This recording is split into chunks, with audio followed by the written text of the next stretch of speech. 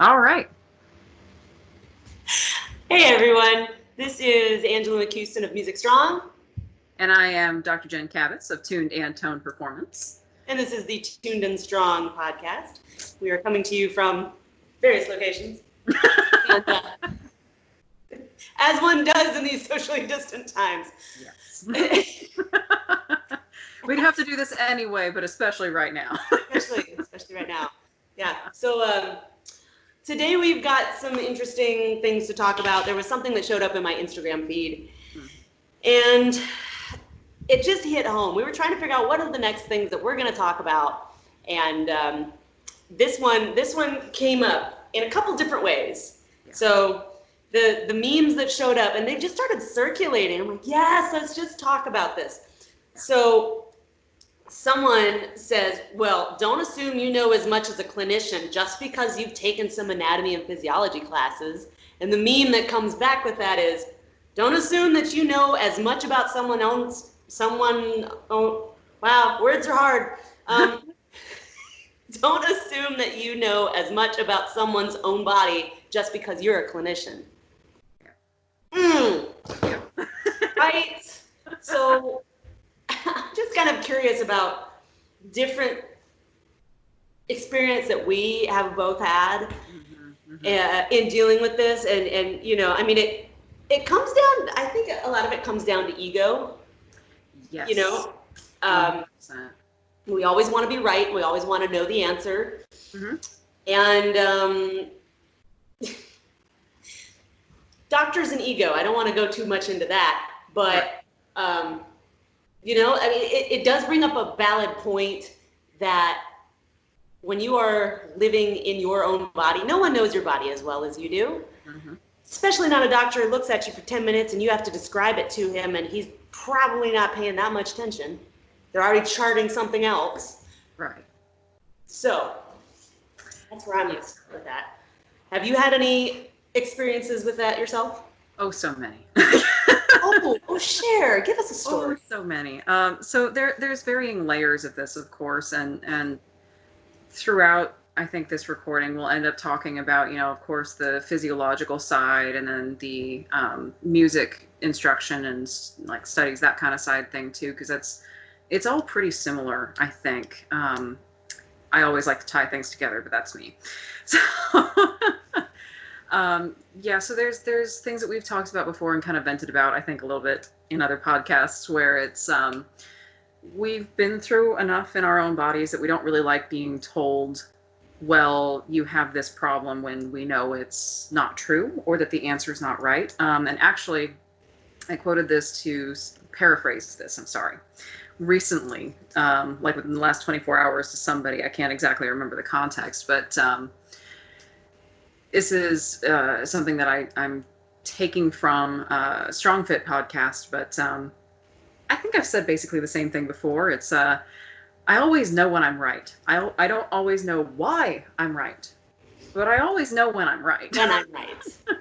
And that's, you know, when you're dealing with your own body, I mean, nobody else lives in it.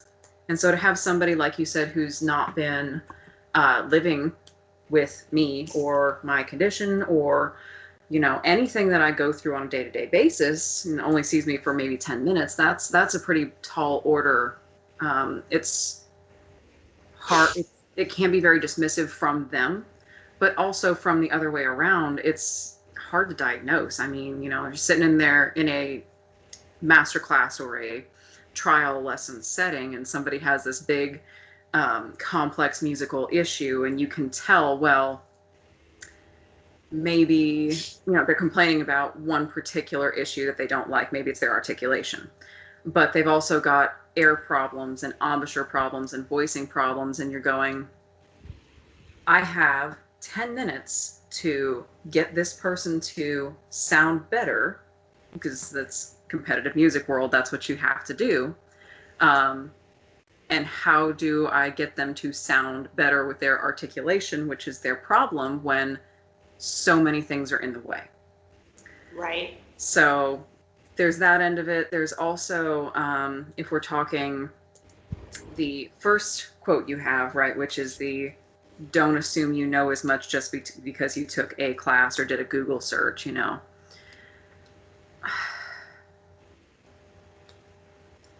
I'm going to go back to when I first had my injury and started recovering from it. Finally started actually getting it recovered. I was so desperate to find a quick fix. So desperate for that. Like, oh no, I'll just do like 6 weeks of this and then I'll be fine forever. And it's Doesn't one of work those, that way. and you can find things online where people are like, oh, well, you just do this and that goes away. Or there's so many books that are like, oh, you just do that and it fixes this problem. And even for technical musical issues, like, oh, you do this exercise and it'll fix your articulation. Not if you're not addressing your embouchure, air, and voicing, it won't. So it reminds me of a thing I saw yesterday. Yeah. Where I think it was on Pinterest, or I was looking up something, and it was complete. The search was completely not what I was expecting, but the video that Google gave me was how to reduce facial fat. I was like, really?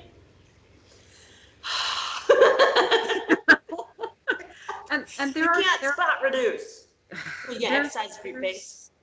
Cheaper or not cheater things you can do temporarily that are not addressing what the problem is, and half the time it's either not healthy or it's not what you think you're doing. So there's that balance between, you live with yourself and you have to know yourself, and also seeking out and respecting people who are knowledgeable and experienced and trying to actually work with you, not just like, oh yeah, here's a piece of paper, go do this and be off on your own. Had that experience. Yeah, it's happened a lot. Yeah, and I actually had a pretty recent experience with this hip issue that I was dealing with. Mm-hmm. I think I've mentioned this in another podcast we talked about, Yeah. But where do I even start with this? I was being proactive about this hip issue that I've had for 17 years. It only bothers me when I run or do sit-ups. I do not run, I don't do sit-ups, so it doesn't bother me. But I have started to notice that when I started going on longer walks, like over a mile, Mm-hmm. or I hike, or stuff like that, it has started to bother me more. And I did the Mardi Gras parade, which is 5 miles. And the next day I felt like someone had taken a baseball bat to both of my hip joints. And so it wasn't the same issue, but I decided to get that looked at. Now here's the thing. When I transferred from Guard Reserves, you get this thing called a profile. Not everybody does, but I had one, and I had a permanent profile. Permanent meaning I should never run or do sit-ups. Okay, I went to so many doctors and so many physical therapists, Mm-hmm. had MRIs, had all these things. No one made me any better. I went to like 3 different physical therapists. I got 0% better from all of them, not one bit. And that's back when it was hurting all the time because I was running a lot. I was, doing all this army stuff. So I finally said, well, screw it. Running and sit-ups doesn't compromise anything I do in life. Let's just get the letter that says I don't have, and hey, guess what? The pain went away. So when I transferred from Guard to Reserves, permanent profile doesn't mean permanent. You have to get it renewed every, I don't know, so many years. I've had this thing for 12 years. I don't know. I don't have a clue who the doctor was who gave it to me. I know where. I don't know who he was. Yeah. So he wrote me this letter. So I thought, I'm going to be proactive. And I know it's not due yet, but I'm going to go see a sports med doc and see if I can't get this addressed. Get him to write me another letter. I walked into the room, and I have never been assaulted with an ego as big as this man. OMG. Yeah. So I tried to be respectful and whatnot, and he took the X-ray, and he's like, everything looks fine. I was like, I know. Basically, I just said, look, I just need another letter. Yeah. It doesn't affect my job. It doesn't affect anything. I just need a letter. And he goes, well, do you want a letter, or do you actually want to get better? I'm like, okay, dude, you don't know me. Yeah. And I tell you, this has been going on for 17 years, and I've seen other people, and you automatically think I'm lying and I'm lazy. We have issues. Yeah. I don't have to be here, and I don't have to pay you. Yeah. So I was like, you know what? Doc, I'll play your game. Sure, I'll try. So he sends me to this sports, this physical therapist who's got a whole team of people, and again, super nice guy. His other people, he goes out to here, right? So very first day, like they're having me do things that they're like, well, how's your pain level? I'm like, it doesn't hurt. Every single time I go in, well, how's that feeling? I'm like, it doesn't bother me unless I do one of these two things, and I don't do those two things. Yeah. Write it down, staple it to your forehead. I know that's weird for you, but so anyway, they have me doing these things, and there was one exercise. First off, she had me do, I couldn't do it. And I literally said, I can't do this. And she rolled her eyes and huffed at me. I was like, I have my own pride too. And I was like, well, I will do this. I was almost in tears because I was embarrassed at how she was treating me in front of other people. And I was physically weak and could not do that exercise, and she didn't listen to me. This went on for weeks. I said, hey, I don't want to have her as a therapist anymore. Can I see the other guy's name was Josh? Can I see somebody else? Oh, well, we have you with Amanda. I was like, no, you don't. It was a whole different thing. So she was like, and then she proceeded to tell me, oh, well, when you ride your bike, you do X, Y, or Z. I'm like, no, lady, you have no idea how I ride my bike. You don't see it. So, I mean, it's just like one thing after another. Oh, well, you probably do this. I'm like, no, that is actually not how I do that at all. So, like, continually trying to tell me how I do things when she has not observed me in that situation. Yeah. Right? Yeah. Yeah. Yeah. And then he would do the same thing, and like he was nicer about it, but I remember I was doing clamshells. For those who don't know, clamshells, I can demonstrate. Clamshells, it's kind of Jane Fonda-ish, right? These are clamshells. I would feel it right back here, not here where I should have, right? Yeah. And I said, hey, you know what? That burns, and not in a good way. It's like a burning heat, hot, searing pain. And I feel that in the ischial tuberosity, which, for those who don't know, is the glute ham tie-in, basically, right up your butt. And he goes, well, you shouldn't. I said, I know I shouldn't, but I do. He goes, well, you shouldn't feel it there. I'm aware of that, but that's where it hurts. And it hurts. He finally was like, well, do a few more. And I was like, no, I'm not doing these anymore. Oh, well, okay, let's try something else. And every time I'd walk in there, he would move my leg around. He goes, man, I wish you had a labral tear. That'd make this so much easier. And I was like, but I don't. So finally, at the end of it, he's like, well, have you gotten better? I was like, no, I have gotten 0 better. You are now number 4, who is also, and also you guys didn't listen to me. Yeah. And in fact, he ended up causing an issue I didn't have. So now I'm in physical therapy for that issue before we get to the previous issue, which at this point I'm kind of like, maybe I'll just suffer with it. But this lady is actually listening, or whatever. So story time, coming to a close here, I go back to the sports med doctor, and we have a conversation. And he's like, well, how are you doing? I don't actually have a report from Josh. Did you go? And I was like, excuse me? Yeah, I lost a lot of money going to see him, not just because I had to pay for it, but I had to commute 45 minutes one way. So I lost all that time. I wasn't training people. Yeah, I went. And he was like, so how do you feel? And I was like, I am no better. 0. Again. Telling you, I just need that letter. He was like, well, do you really want to get better? Because, some things are just in our heads. I said, what? So basically, he called me a liar, and he goes, well, you're overweight. You are a personal trainer, aren't you? I was like, also, you don't have a clue what I'm dealing with when it comes to my weight. I am keenly aware of that. Thank you. Yeah. And so I started throwing anatomical terms at him. Bing, bing, bing, bing, bing. I was like, well, the ischial tuberosity this, and the glute med this, and this is psoas. And he kept wanting to call it the psoas, the iliopsoas. I'm like, nobody calls it that anymore. It's psoas major, psoas minor, iliacus, whatever. And so I started throwing him. He refused to make eye contact with me since that point. He would turn around, and so he started throwing more anatomical terms at me. I didn't pay him. I walked out.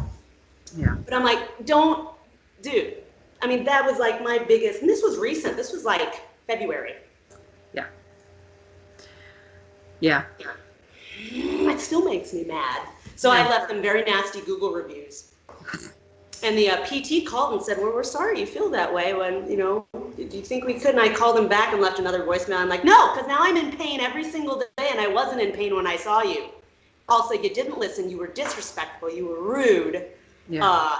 And you need to tell that lady Amanda to get her head out of her you-know-what, because she should not tell people and assume she knows how they're doing an activity when she's never seen them, and then get all huffy when you say, no, that's not how it is, and ignore people. I mean, it was just unbelievable egos. So you have to stick up for yourself. Yes. And I think there's a couple more things. Sorry, I'm taking notes as you were talking. I'm sorry, that was a very long story. Also, so that actually, I have multiple things to talk about here, which I'm sure will fill out the rest of our time. You never know how these things are going to go. I think, and I know we've talked about being particular about, if somebody's not working well with you, fire them and fire everybody until you get somebody that works right for you. I think it might be important to point out, and I don't know that we've done this before, what is currently coming out in social and psychological studies about the effects of med school on people. Basically, their suicide rates are through the roof. It's insane. Wow. Massive comparative suicide rates. Brene Brown is one of my go-tos for this sort of thing. If you guys don't know who she is, go look her up. She's amazing. She was talking about how, she would give an anecdote where it's like, somebody's shame experience was, she calls her Sally, I think, is a substitute name for whoever it was. Well, had this teacher where, okay, everybody took a test and the teacher's handing the graded tests back and like, okay, everybody should have a paper except for this one. I got one paper that had no name on it. Whose is it? Oh, Sally, you didn't get a paper? Well, here, let me put your name on it for you. STUPID. In front of the whole class, like that. Now, Brene Brown, when she tells that story, she goes, now when I tell this to social workers or other sensitive groups of people, they're just like as dumbfounded as you and I are, where it's like, how dare that teacher do that? And her point is, depending on if you are angry about it, that's easier and typically a healthier way for people to process that, because you're like, that teacher is rotten, it's her fault. Or if you're ashamed of it, where it's like, oh my God, I am so stupid, I deserve this, that shuts you down further kind of deal. But that's another story. When she tells this story to medical students, and it finishes with the teacher going, is anybody else surprised that Sally didn't put her name on her paper? The medical students go, oh no, of course, Sally wouldn't put her name on her paper, she's stupid. That's the med school response, because it's so competitive. Yeah. That they are throwing people under the bus just to survive. Suicide rates go up because they're constantly afraid they're going to do poorly or they're going to flunk out, because they have to have all these little memorized and regurgitations and, the high pressure, high stakes stuff. So I just think it's important to mention, because that makes a lot more sense when you go to see a doctor then and you're dealing with an ego problem. It's not just the training and the I know more than you, it's that they've been put through that system that, like, if they don't know more than you, then they're going to have shame triggers, and it's going to either push them into rage or self-destruction. That's typically how those two things work out. So obviously in your situation, your anger is 100% justified. That's probably where he was coming from with his reaction, but it's another good reason to fire that person, because that person is not going to be able to listen. Those physical therapists are not going to be able to listen, because they've been so trained in, this means this, this means that, don't you dare deviate or you get destroyed for it. I didn't fit in their little box, and they refused to figure out another way. I'm like, I still wanted to be like, The site of pain is not always the source of pain. Yes. Look outside, but that's Yes. that's what some physical therapists are taught. Like, this is where it hurts, this is what you deal with. But I mean, no. Yeah. No. Well, and a lot of times too, when you talk about, you'll see this with everything from physical therapists to athletic trainers to personal trainers, all this stuff where it's like, okay, well, this muscle is weak, so you're going to do this movement. And then either they won't watch you and assume, or they won't listen to you and they'll assume like, okay, I can do, I'm totally blanking right now on a movement, easy compensating movement. Let's go back to your clamshells, right? Oh, yeah. So I'm doing clamshells. So clamshells work this part of the glute, but you can compensate with something that's stronger. So you're feeling it somewhere else. That is very important information. And the human body is the great compensator. I mean, we're built to survive, you know? You hear stroke victims where it's like their brain will rewire so that they can continue to function in a totally different way. It changes their personality most of the time, but you would think that if, you know, this part of the brain is completely cut off, you'd be in a lot of trouble and non-functional. And no. You see the same thing with adaptive athletes, you know, people who are amputees or other problems like that where, oh, you shouldn't be able to do this movement, but they do. Right. We're great at compensating because it's a survival tool. So that's why it's a relationship and not I'm going to this person to fix me. It's right. just as important to the clinician, the doctor, the instructor, the coach to go, what are you feeling as an evaluative tool to address that person, as it is for the person who's experiencing it to be like, okay, I know you're saying this should do that, but it's not. Okay, now we're communicating, now we can work through it. You know, and I back to your talking about how you ride your bike, and that's not what's happening. I can't tell you how many just casual friends or acquaintances or colleagues I have who, you know, we're in rehearsal or we're hanging out or whatever, and they'll ask me a question about playing their instrument and why we use, you know, this term for like, oh, if you're a string player, oh, use your wings, which lats. And but I don't feel my wings on this one side. I feel it only on that side. And like, what does that mean? And I'm like, I can poke you and ask you to flex things and try to move, but unless I see you play, and I mean play without me thinking about me watching you, I'm probably not going to be able to see what the problem is. You know? No, you can't assume, huh, buddy? No, you can't assume, and it does a disservice to both of you to assume. Yeah.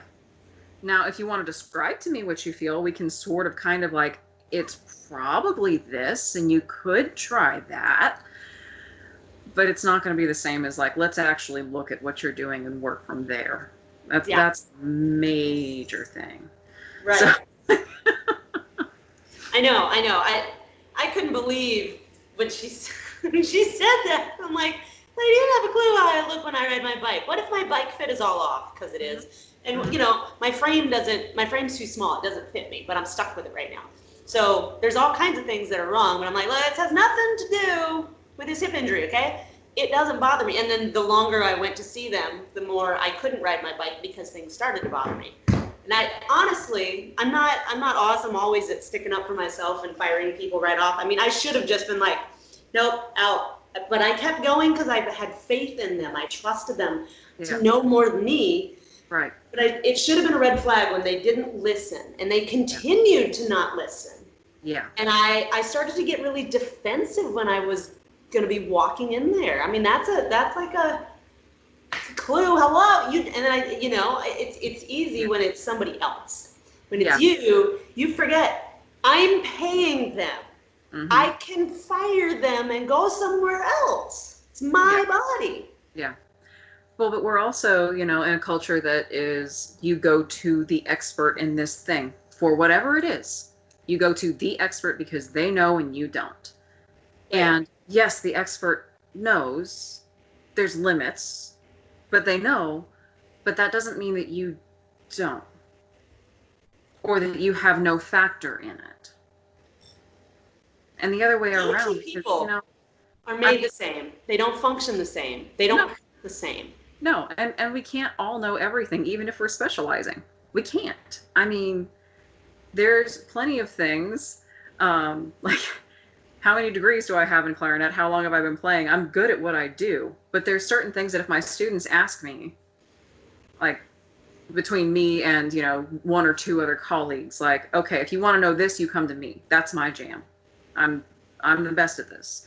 If you want to know about this other thing that it's important and I know enough to get by, but I'm not really super nerdy about, I'm going to send you to my colleague. Like, go to him.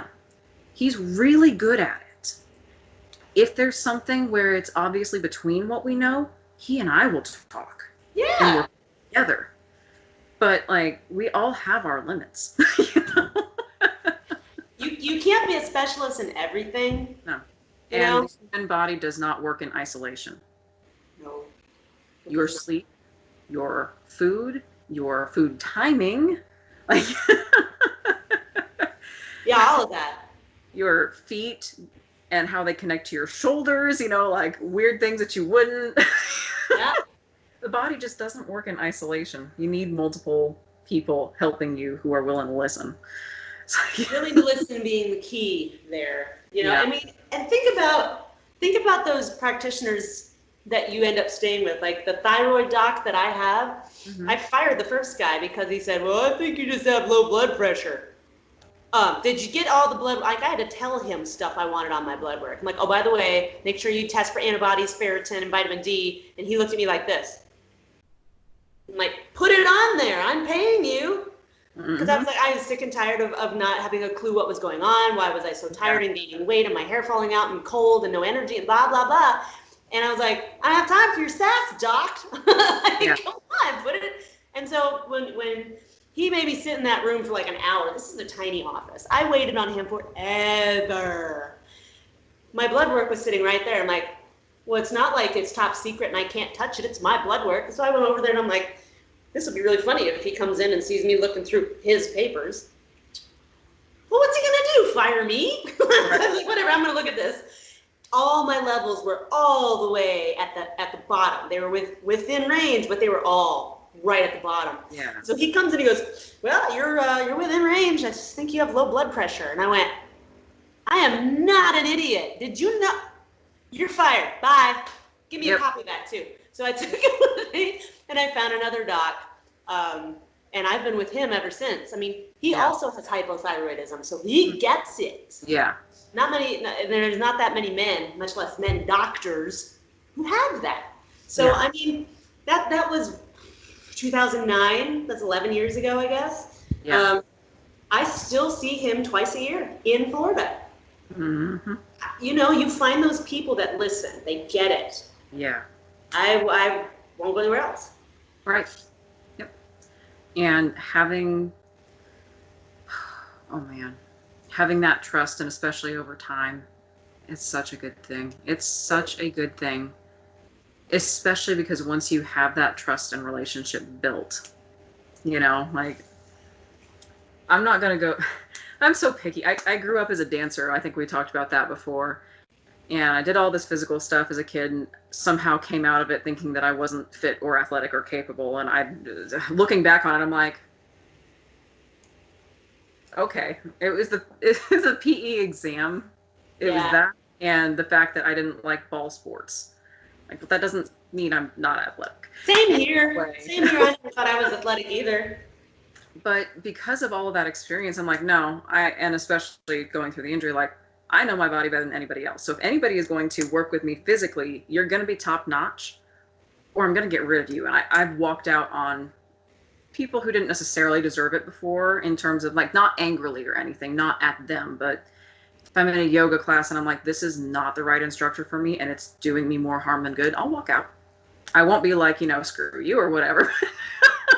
No, but like, you have the right to leave. You know, right. It's your body and it's your money. This is just not right. But once you develop that relationship, you can start talking about, okay, well, I feel like this is my limit. And you'll get this with music students too, where it's like, oh, I can't go any faster than this. as an instructor, I can hear that they can. As a coach, I can see that they can. Like, you can see and hear kind of what's the potential for it. Once you have that relationship, you can start like, okay, well, I'm at this point. And so from a clarinet instruction perspective, you know, maybe I'll have my student next to me. This is before the lockdown. And I'll just sneak the metronome. I'll start them slower than they're used to, and I'll sneak the metronome up on them and not let them see what it is. Next thing we know, they're going 20 beats per minute faster than Right. they could. Or as a coach, like, okay, you're not counting plates. I'm loading your weight, and you're not looking at it. You know, and you slowly, not like, I'm not going to do a 50-pound jump on somebody, but like, you just eat them up and freaking 20 pounds heavier, and they're like, oh my God, I'm so strong. And I'm like, I know you are, and you're standing with them the whole time just in case, but you know, you have to have that give and take relationship where it's like, I'm listening to you. I'm not going to push you past where you're comfortable, but you also trust me now. Right? Yeah. I mean, that's why they're coming to you.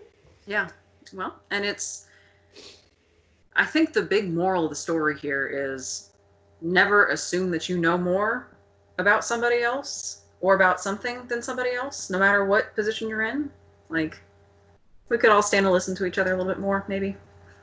And if, you know, I mean, I wish I could tell those doctors something helpful, like, you know what? Maybe this is a learning moment for you. Instead, I mean, you can be an expert, but your brain isn't full. You don't know all the things, obviously. You can always learn. Yeah. And instead of being offended and insulted, why don't you take that time to go, you know what? You're a different case. We got to figure you out.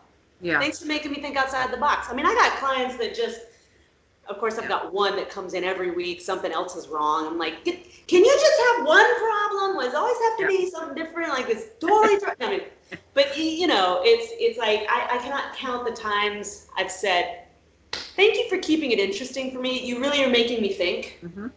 I mean, I'm really having to think outside the box with you on this because I would like it to be this way, but it's not. Right. So we got to look somewhere else. Yeah. Thanks for making me really think through this and come up with something else. And they're like, sure. Yeah, I mean, happy to do it. But, you know, I'm like. Well, that's why I love teaching and coaching, too, is because it's like, it's so dynamic. And it's so much creative problem solving for me, you know, like, this phrase doesn't work for this person. So what is going to work? How do I work this person to where they need to go? Not where I want them to go, which is great when it can happen, but where they need to go, you know? And so maybe it's like, okay, we're floating along here, progressing just fine. And I think that the next step is here, and their step is like that nonsense before they get there. Right. But it's a challenge, and it's for me, it's fascinating. It's interesting, and I love it. Like, yeah, I mean, I enjoy the creative process of it. And you know what? When you hit on something that really works for somebody, mm-hmm. That is such an awesome feeling. Mm-hmm. You know, so point in case, I just got a text from a client. I saw her last night. We've been working together for years, off and on. Mm-hmm. And I really wanted to figure out what was going on with her back. She had some weirdo back pain, low back pain, but it was only certain ways of doing the thing, you know, and I'm giving her this movement assessment, like, you don't have an anterior tilt, but you do have an excessive lean, so it's why, but if we do this, it's not fitting into my box. What is going on? You know, I don't know what's going on. So yesterday, she was training for a mud run, and now she's not. She's like, can we take down the intensity, but still whatever? And so we did a whole completely different workout yesterday. Mm-hmm. I was left feeling like, did you really was that a workout to you, really? She's like, that was perfect, thank you. I'm like, okay. All right. So I did some assisted stretching. I did a little neurokinetic therapy on her last week because I have to get back into practice of reminding myself, how do I do this? I haven't touched anybody in like months. I don't remember, you know. So and I've had nobody to practice on since March. So I spent like 2.5 hours with her trying to thing up stuff. So yesterday I gave her some assisted stretching, a little extra PNF or neuromuscular PNF stretching. What's the one where you push against and PNF? Yeah, we did some assisted PNF stretching at the end, and I just got the most awesome text from her like just now while we were talking. She said, "My back is looser than it's been in a long time. It feels so good." And she was going to go to see a stretch clinic.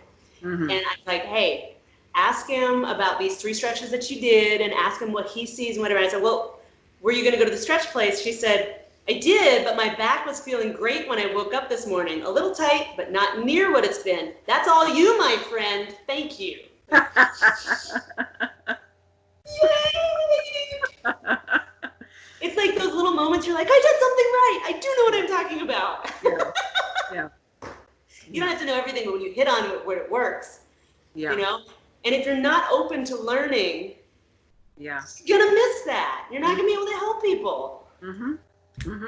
And she has to be patient with me.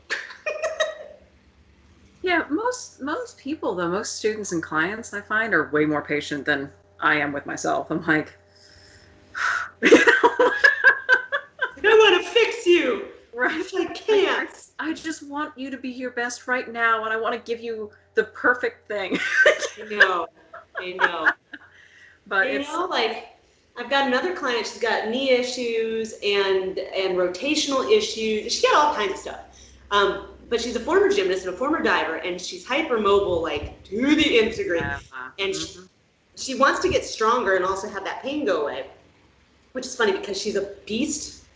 She is strong, but she wants to get stronger. So that's fine. So with her, it's fun to program because I can throw all the cool stuff on Instagram into her program. She can do hollow body, paddle off, twist, hold thing. I mean, she can do all the things. She can hang and lift her toes. And so I had her trying to do it with one arm yesterday and like one leg, and she couldn't do it. I'm like, I found something you can't do.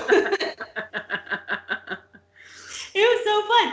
But like with her, it's fun because I can program all the cool stuff. I get really creative with her because she's got a lot of asymmetrical and rotational issues. So I can throw all the one leg, one arm.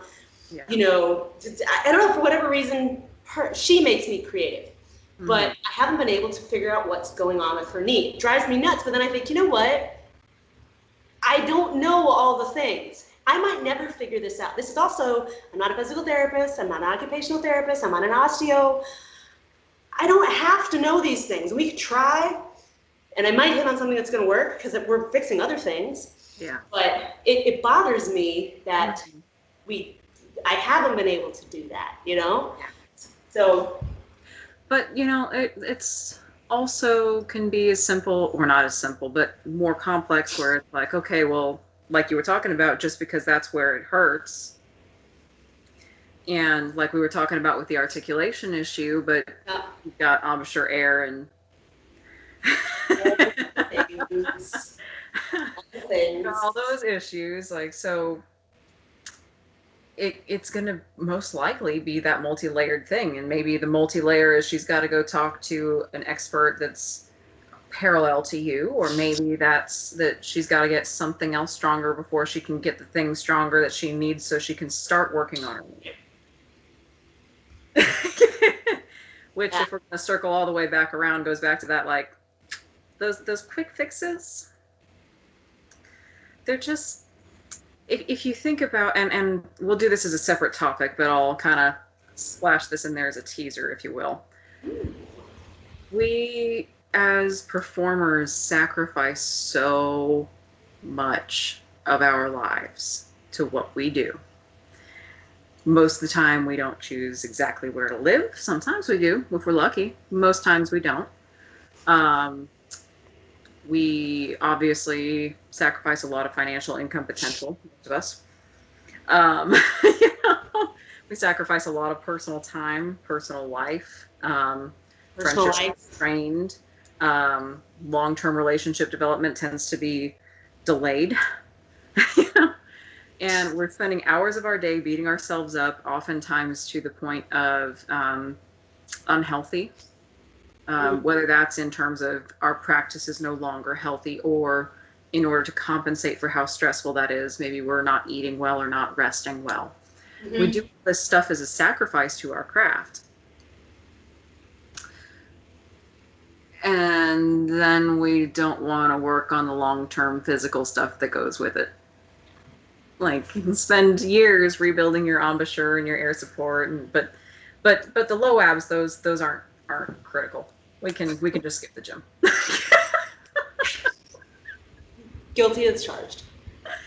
I mean, that's why I got started as late as I did. That's okay. I mean, but sometimes you gotta go down that, like, well, maybe I can try this and maybe I can try that, to come back around to, this is as much a part of my daily practice as practice is. As practices. So yeah, we'll save that for another podcast, though. Good talk. I think we've tackled the issue at hand. I think so. Anything else you want to throw in there? Nope. All right. You want to do some plugs? Sure. You go first. Okay. Again, I am Dr. Jen Kabbas. You can find me online at tunedandtonedperformance.com. That's tuned with a D and toned with a D. Instagram and Facebook at Tuned and Toned Performance. YouTube, just type in Tuned and Toned Performance and come right up. If you know Angela's YouTube or mine, you can find our YouTubes through each other's YouTubes. You know what mine is when you tell me. I looked it up. I think it's Music Strong Angela. Okay. I think. I don't know. And I'm Angela McCuiston of Music Strong, and type in Music Strong, you find me on all the things. So it's Music Strong Fitness on Instagram, Music Strong on Facebook, and my website is Music Strong. And I think Music Strong Angela or Music Strong Fitness Angela, maybe on YouTube. But you can also find your YouTube through your website. So yes, you're having a hard time finding all places. There. The little buttons up there at LinkedIn and Twitter and at all of it. Just go to my website and click on the icons. You're fine. Yeah, websites are great. All right, thanks for tuning in, everybody. We'll see you next time. Bye.